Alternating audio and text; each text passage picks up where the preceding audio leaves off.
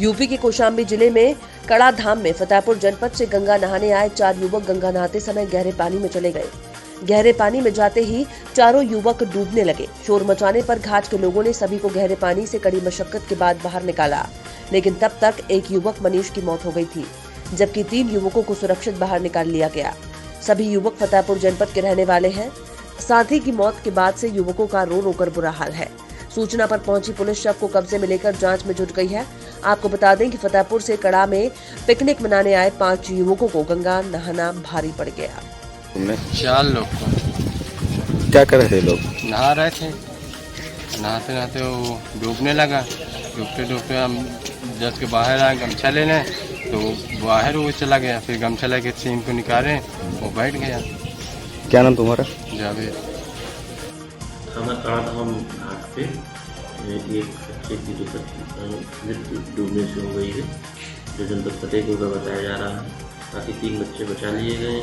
प्रयास किया जा रहा है कि जल्दी से जल्दी उसको डेड बॉडी मिल जाए और जो विधिक कार्रवाई की जाए।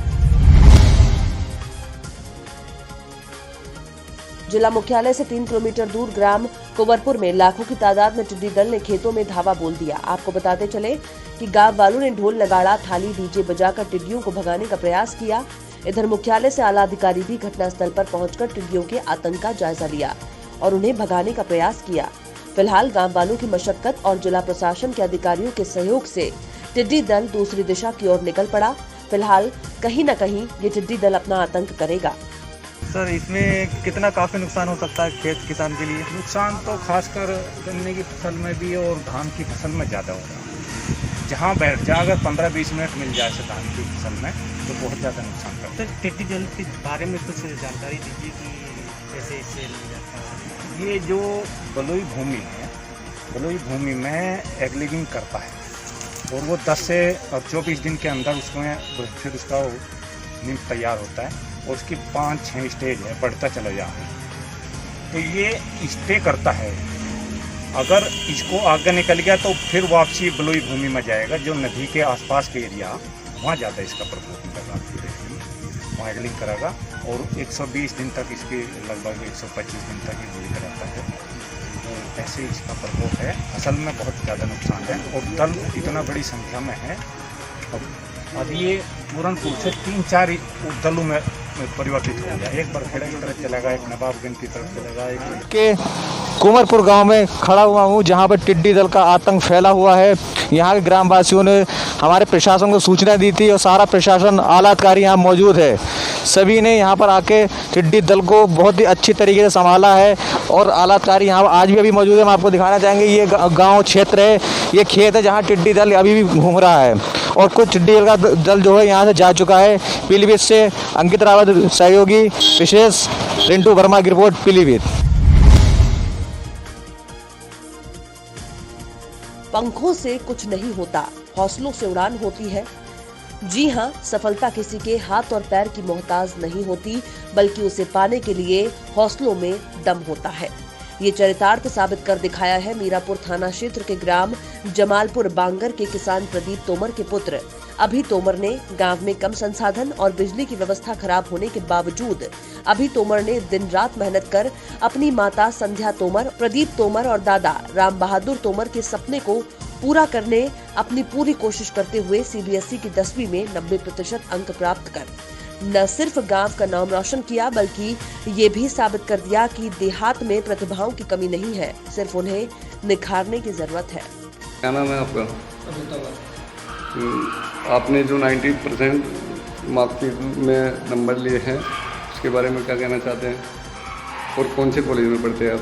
सेंट जेवियर्स स्कूल में मीरापुर में। कितने % नंबर आए आपके? 90%। और आपके पापा जी का क्या नाम है? प्रदीप तोमर जी। तो आगे भविष्य में आप क्या करना चाहते हैं? Mass communication. आपका सपना क्या बनने का है? बिजनेसमैन भी। जी। इसका श्रेय आप किसको देना चाहेंगे?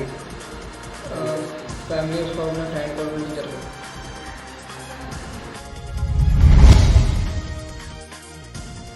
पीलीभीत जिले में कोरोना महामारी संक्रमित रुकने का नाम नहीं ले रही है। हर रोज केस बढ़ते जा रहे हैं। महामारी के केस बढ़ते देखकर जिला प्रशासन में हड़कंप मचा हुआ है। जिलाधिकारी पीलीभीत श्री वैभव श्रीवास्तव ने LIC पीलीभीत के सभी कर्मचारियों की सैंपलिंग की जांच कराई और सभी कर्मचारियों को कोरोना महामारी संक्रमित से बचने के लिए आदेश दिए, जिसमें 50 कर्मियों की सैंपलिंग हुई और कुछ लोगों को किसी कारणवश सैंपलिंग नहीं हो सकी। जगह की सैंपलिंग जांच की है आपने? LIC office. ये आदेश आपको प्रशासन तरफ से दिया गया है? जी हाँ, CMO मैडम। अच्छा, तो कितने लोगों की सैंपलिंग जांच हुई है? यहाँ पे 50 हुई है और हमने दो जगह और की है। आज कुल मिला के 150 सैंपलिंग हुई है। अच्छा, तो ये जांच कौन सी विभाग की हुई है अभी? ये मतलब सर, ये जांच जो आपने भी की है यहाँ पर सैंपलिंग, हाँ। ये कौन सी विभाग के लोग हैं यहाँ पर? LIC office. LIC office Pilibhit से? हाँ, पीलीभीत से। अच्छा, तो कितनी संख्या थी इन लोगों की? 50। ठीक है, ओके, धन्यवाद। गुन्नौर क्षेत्र के जुनावई में पंजाब नेशनल बैंक के कर्मचारी खुद नहीं कर रहे माननीय योगी आदित्यनाथ जी के आदेशों का पालन। बिना मास्क पहने काम कर रहे हैं और सोशल डिस्टेंसिंग का पालन भी नहीं कर पा रहे। बिना मास्क पहने लोग दिखाई दिए और सोशल डिस्टेंसिंग का कोई ध्यान नहीं हुआ। खुले में माननीय मुख्यमंत्री योगी आदित्यनाथ के आदेशों की धज्जियां उड़ रही हैं, जबकि माननीय मुख्यमंत्री योगी आदित्यनाथ जी ने कोरोना कोविड-19 के चलते देश में 2 बार लॉकडाउन कर चुका है।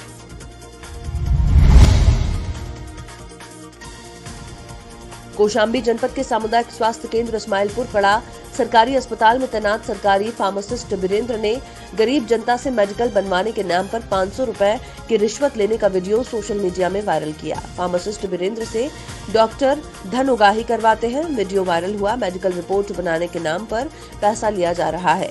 डिप्टी CM के गृह जनपद कौशाम्बी के सामुदायिक स्वास्थ्य केंद्र इस्माइलपुर कड़ा का ये मामला है। आवाज दिखाई थोड़ा जल्दी कोई आ गए जैसे तुम्हारी इच्छा हो, उनकी बात कह दी, हमने पहुँचा दिया, बाकी मान लीजिए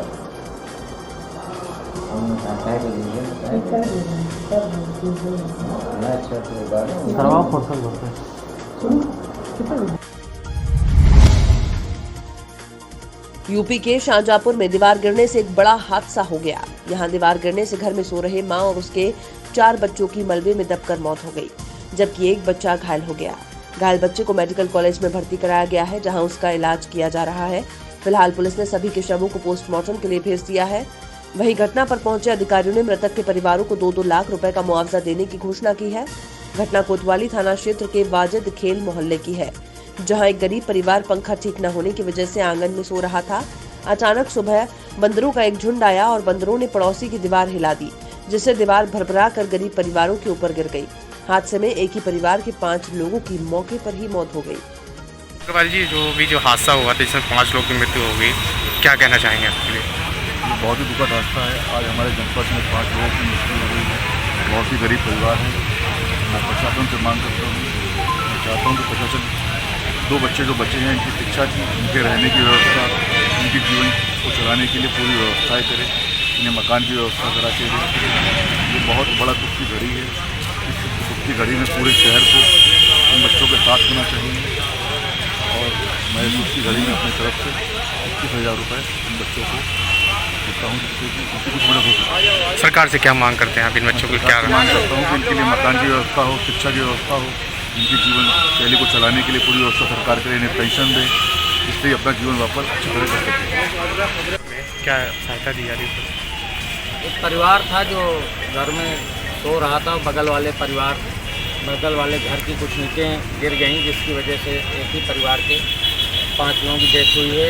2 बच्चे जीवित हैं, जिसमें से एक को मामूली चोटें आई थी, ठीक हो गया है, यहीं पर है, और एक घर पे ही है, तो कोई खास चोट नहीं आई है। तो माननीय मुख्यमंत्री जी ने इस पूरी घटना को उनको बताया गया, अवगत कराया गया। उन्होंने पूरे परिवार को एक मुश्त 4 लाख रुपए की सहायता की घोषणा की है, क्योंकि परिवार गरीब था, कमजोर था। दैवीय आपदा की घटना नहीं है, लेकिन पूरे परिवार के लिए एक मुफ्त आर्थिक सहायता के रूप में माननीय मुख्यमंत्री सहायता कोष से 4 लाख रुपए परिवार के लिए प्रदान किया। जिस तरह देश की सीमा पर मुस्तैद रहकर हमारे देश के जवान हमारी सुरक्षा करते हैं, ठीक उसी तरह देश के भीतर हमें सुरक्षा का एहसास कराने और अपराधियों से सुरक्षित रखने के लिए खाकीधारी पुलिसकर्मियों की तैनाती की गई है। लेकिन सोचिए कि जब सुरक्षा में तैनात रक्षक ही भक्षक हो जाएं, तो आपकी सुरक्षा कैसे हो सकेगी और आपकी सुरक्षा की गारंटी कौन लेगा? सूबे की कमान संभालते ही सीएम योगी ने अपराध मुक्त प्रदेश बनाने के वादे किए और पुलिस को इस पर अमली जामा पहनाने के लिए दिशा निर्देश जारी कर दिए। लेकिन जिले में इन दिनों आम जनता पर अपराधियों का कहर तो जारी ही है, लेकिन खाकीधारियों का सितम भी कुछ कम कहर नहीं बन पा रहा है। रानी, क्या मामला, कहाँ रहते हैं? सलारपुर रहते हैं। क्या मामला? ऐसा है कि हमारा लड़का बुकिंग चलाता है गाड़ी, और वो एक लेडीज महिला को वहाँ अपना बुकिंग पे ले जाना था। आज हफ्ता भर पहले की बात है। तो जब जो है हमारा लड़का यहाँ पहुँचा गल्ला मंडी चौकी के पास, तो सिपाहियों ने रोक लिया। उसके बाद जो है देखा गाड़ी में कुछ मिला नहीं। उसने पूछा तो हमारे लड़के ने बताया कि ऐसा है कि हम बुकिंग ले जा रहे हैं। तो उसको कुछ नहीं मिला, तो हमारे लड़के का मोबाइल ले लिया और उससे कहा कि ऐसा है कि आप इस लड़की को छोड़ के आइए, फिर हम जो है मोबाइल आपका देंगे। फिर वो जब आया तो उसको मोबाइल नहीं दिया और हमारे लड़के को बंद कर दिया, मारा पीटा। उसके बाद फिर मारने पीटने के बाद हमको सूचना भी नहीं दी।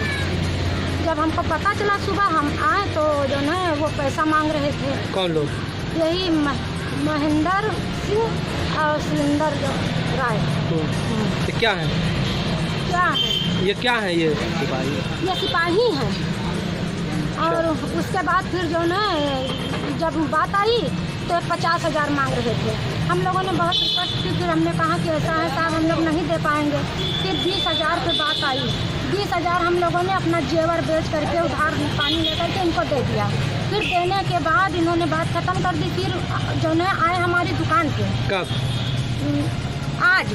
फिर उसके बाद हमारे हस्बैंड को मारा और गाली दी बहुत, बिटिया बहन की, माँ बहन की गाली उल्टी सीधी की। इसी 5,000 के लिए कहा हमको 5,000 रुपये दो। तो हम गरीब इंसान हैं, पंचर की दुकान है, बच्चे हैं, हम लोग कहाँ से पाएँ। उन्होंने नहीं माना, आ गए दुकान पे, फिर मारा पीटा, मार पीट के चले गए। किसको मारा? हमारे पति को मारा। 5,000 मांगने आए थे? 5,000 मांगने आए थे।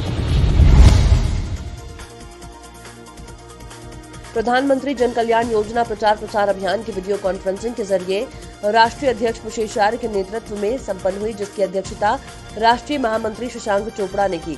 मीटिंग को राजस्थान भाजपा प्रदेश उपाध्यक्ष महेंद्र बोहरा ने संबोधित किया। मीटिंग मोदी जी की कई योजनाओं पर महेंद्र बोहरा ने रोशनी डाली। मीटिंग बाड़मेर जिला अध्यक्ष अक्षरदान चरण, राष्ट्रीय सचिव ललित दवे सहित राजस्थान के कई कार्यकर्ता और पदाधिकारी मौजूद रहे।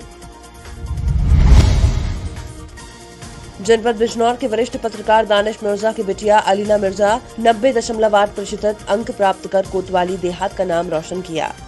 वरिष्ठ पत्रकार दानिश मिर्जा पुत्री अलीना मिलेनियम पब्लिक स्कूल में पढ़ती है और उनकी भतीजी अलीशा मिर्जा ने हाई स्कूल CBSE में फर्स्ट डिवीजन अंक प्राप्त किए हैं।